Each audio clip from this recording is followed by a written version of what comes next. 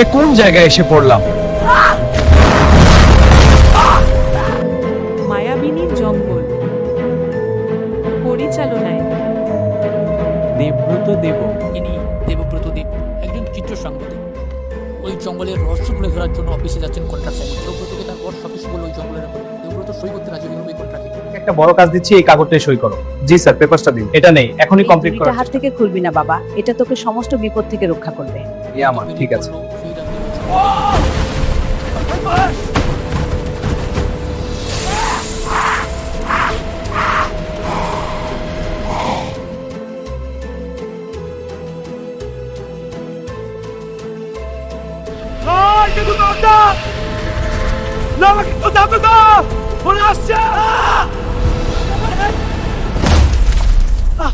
মায়ের দেওয়া ডুরিটি হঠাৎ জ্বলে উঠলো। এবার হাতে ত্রিশূল নিয়ে ছুটে গেল ওই গভীর জঙ্গলে।